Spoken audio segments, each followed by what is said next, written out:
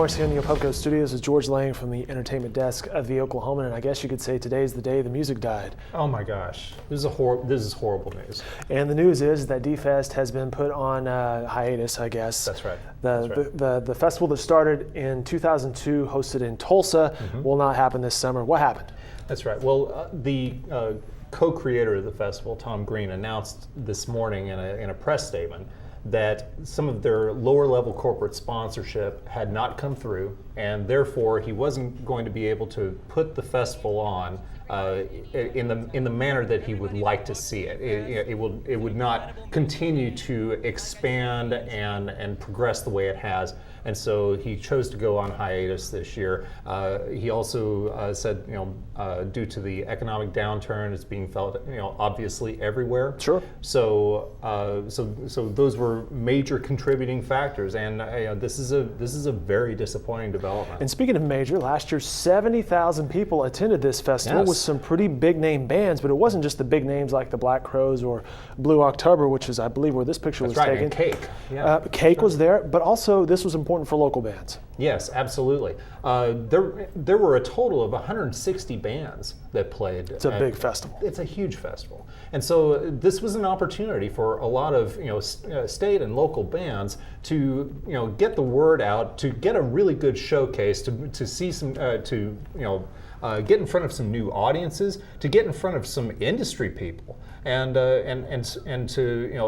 so I talked to Kellen McGugan, who is the lead singer of the Pretty Black Chains. They played there for the first time last year, and they'd only been together for a few months. And it really helped to kind of launch their profile. Good experience for them in a great way, and they were also able to network with a lot of bands and people who ended up being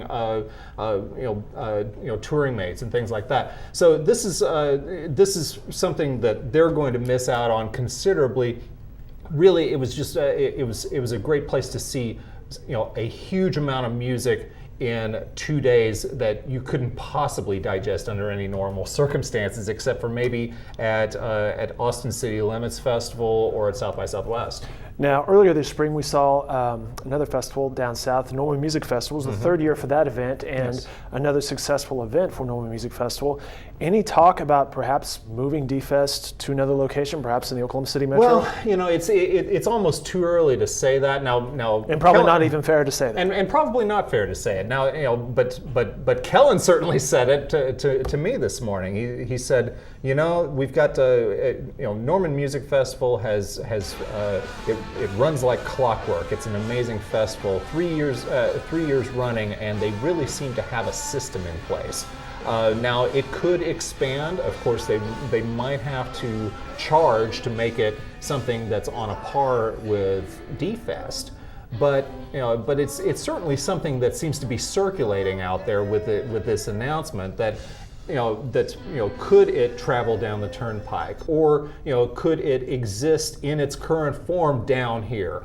We'll just have to see what happens.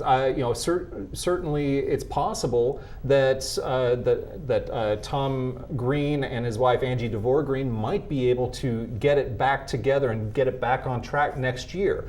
But there's a lot of talk. There's a lot of disappointment out there. It's not going to be the summer that I'd planned on.